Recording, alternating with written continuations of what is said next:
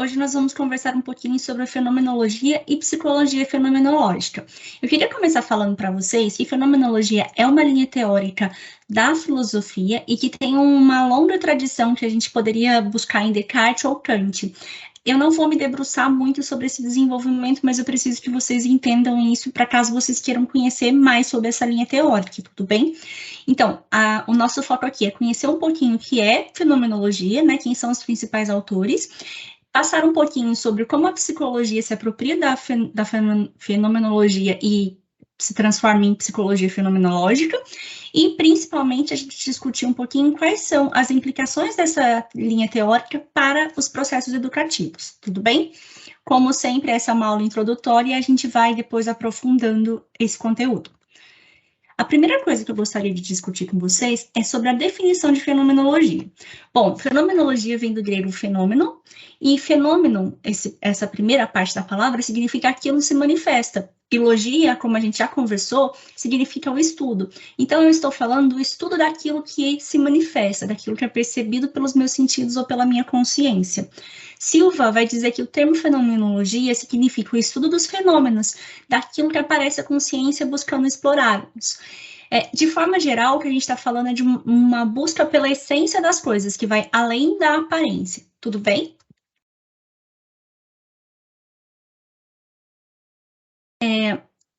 O Merleau-Ponty, que é um dos principais nomes, né, da fenomenologia, vai falar para a gente que essa é uma filosofia transcendental, que põe em suspenso, para compreendê-las, as afirmações de atitude natural. Então, ela busca questionar aquilo que a gente tem como natural, como do senso comum, como certo.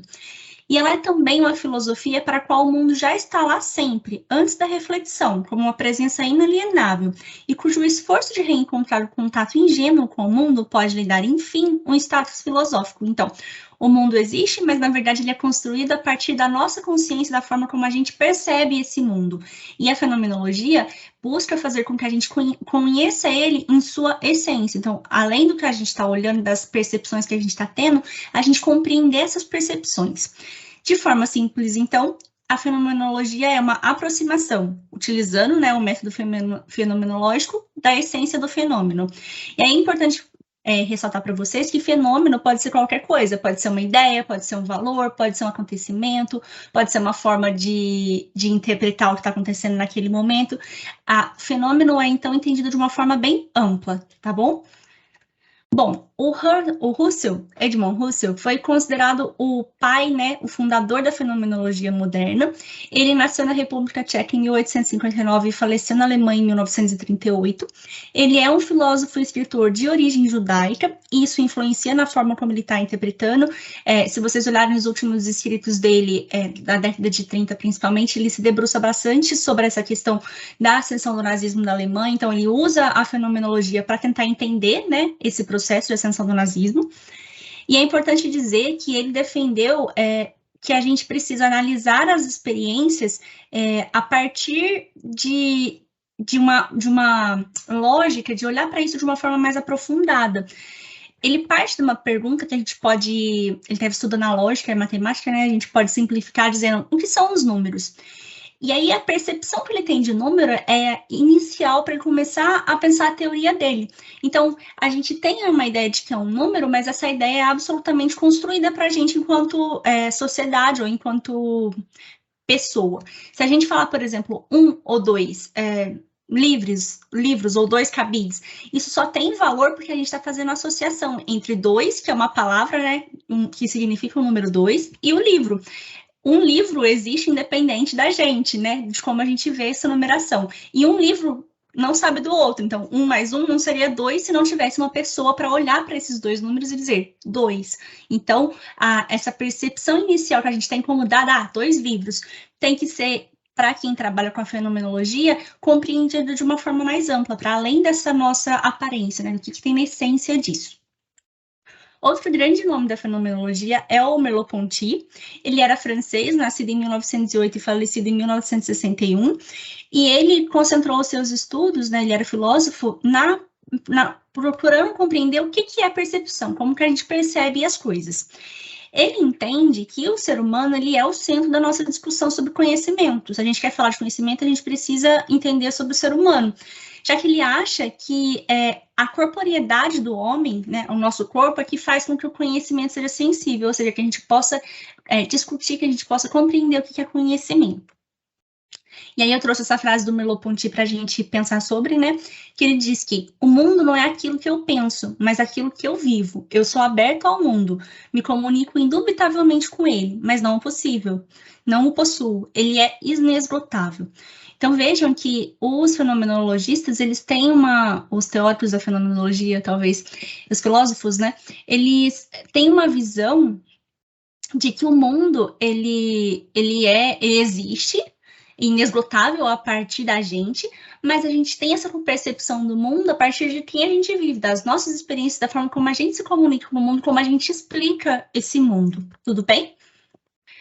Pensando, então, nos princípios teóricos que guiam, né, esses teóricos, eles vão dizer que a gente precisa questionar essa noção positivista que a gente tem, que a ciência é neutra, né?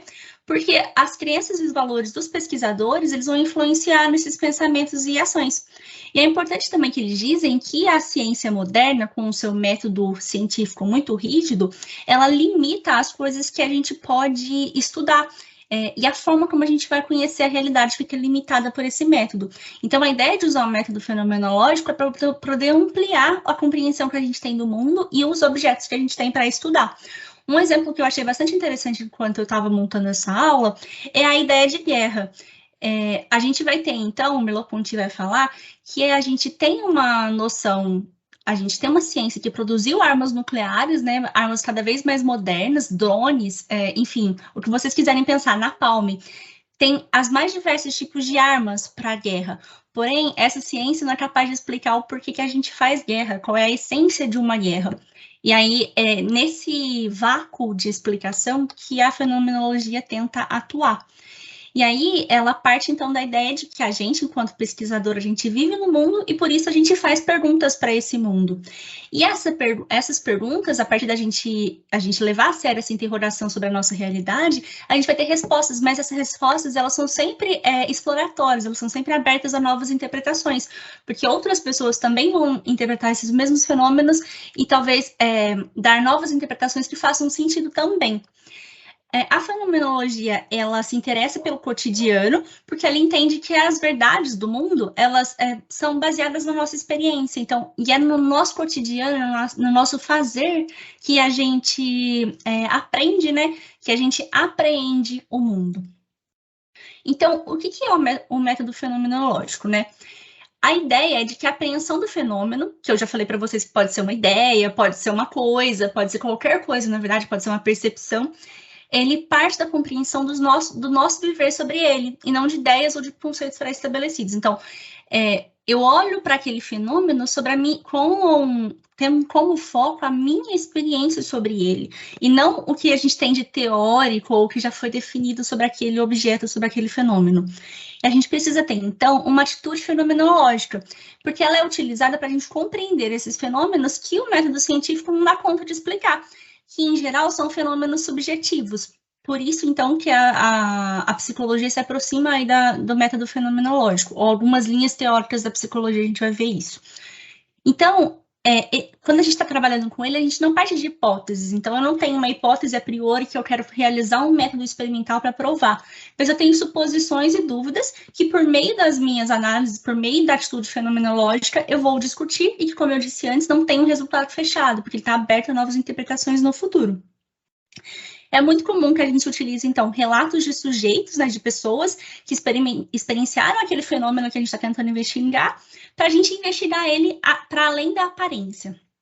E a gente faz isso por meio da interpretação hermenêutica, que é uma busca dos sentidos. Então, a gente olha para essa falha, a gente olha para a descrição daquela pessoa, daquele fenômeno, e tenta dar sentido para aquilo que ela viu. Trazendo a fenomenologia para a psicologia, a gente vai ter, então, essa percepção da nossa experiência individual como relativa, porque a gente tem um sujeito, por exemplo, na psicanálise, ou um sujeito em outras linhas teóricas, que é um sujeito universal, né, que é um sujeito da ciência experimental que existe independente de qualquer coisa. E a fenomenologia vai questionar essa ideia de sujeito e vai dizer que a experiência individual faz com que cada sujeito seja único, porque depende das atribuições atribuições de significado que as pessoas fazem às experiências que elas tiveram. Ela vai falar que o sujeito, então, é visto como um fluido, porque a gente, ao longo da vida, vai tendo experiências e a gente vai mudando. Então, você tem uma subjetividade que não é fixa, não é eu sou a Maiara e eu sou desse jeito, porque ao longo da vida as experiências podem me mudar e os significados que eu atribuo a essas mesmas experiências mudam também. Mesmo que talvez as experiências que eu já vivi continuem as mesmas, os significados que eu atribuo a elas podem mudar, e isso faz com que eu seja um sujeito diferente, por isso um sujeito fluido. A psicologia fenomenológica, ela enfatiza essa busca por esse processo de significação, né? Porque ela entende que os significados, eles são produzidos pelos sujeitos a partir da sua apreensão da realidade. E, por causa disso, ela coloca a subjetividade como centro do processo científico. Tá, Maiara, mas e aí? O que a fenomenologia ela tem a ver com a educação? Bom, na educação, a gente trabalhando com o método fenomenológico, a gente busca compreender as subjetividades que estão envolvidas nesse processo pedagógico. Então, a subjetividade dos estudantes, dos professores, do corpo administrativo, de todos os atores que estão envolvidos nesse processo pedagógico. E a gente entende, como eu já estava falando na perspectiva da psicologia, que esse sujeito ele é construído a partir das suas experiências e por causa disso ele está em constante modificação. E o professor ele vai fazer esse papel de facilitar esse processo de modificação e de apropriação dessas experiências por essas crianças ou por esses adultos, enfim, pelos estudantes. A gente vai, então, ajudar eles a reconstruírem as experiências. É importante dizer que, ao contrário de outras linhas teóricas, para a fenomenologia, o conhecimento não está no professor e nem no aluno, mas no processo de interação entre eles e as experiências deles com a realidade. Por causa disso, e por causa da valorização da subjetividade, os teóricos que trabalham com a fenomenologia, eles têm uma resistência a avaliações padronizadas, como provas fixas, né, ou provas tipo o Enem, porque eles entendem que esse tipo de avaliação padronizada, eles desconsideram a individualidade e a singularidade de cada um dos estudantes. E a ideia é que a gente avalie, que a gente trabalhe, na verdade, individualmente com esses estudantes. Aí eu trouxe uma frase que eu acho bem interessante sobre isso, que eu acho que resume bem a visão da fenomenologia, que diz que a aprendizagem humana não está vinculada somente na esfera do intelectual, do lógico, do psicológico. Aprendemos com a totalidade do nosso ser, com a nossa percepção, imaginação e intuições, instigadas pela intersubjetividade. Aprendemos observando a nós mesmos, ouvindo os outros que se aproximam de nós, e juntos formamos um todo no mundo.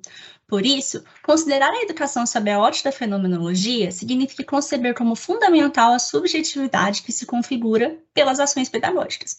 Então, na verdade, isso é uma síntese do que eu acabei de falar para vocês, né? De como a fenomenologia ela vê o processo educativo como essa configuração de subjetividades e como as práticas pedagógicas elas podem auxiliar nesse processo de intersubjetividade. A gente também vai ver que a fenomenologia ela pode proporcionar algumas ferramentas para a gente compreender esses processos educativos. 3 delas que eu vou citar são o diário de campo, a versão de sentido e entrevistas não diretivas. Então, veja só, um exemplo, depois eu vou pôr o link para esse vídeo para vocês caso queiram aprofundar, né? De uma professora contando como que ela usa a fenomenologia na educação.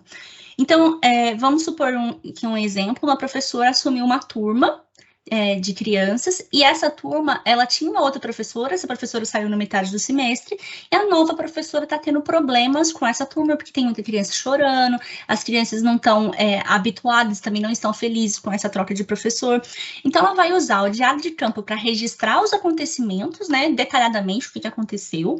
A versão de sentido, ela vai criar, olhando para esses acontecimentos, então, quais foram as percepções, os sentimentos que ela teve sobre esses acontecimentos, e, por fim, ela pode usar entrevistas não diretivas com esses estudantes, e fazer questões sobre, mas por que você está chateado? Ou o que está acontecendo? O que a outra professora fazia de bacana que a gente não está conseguindo fazer junto?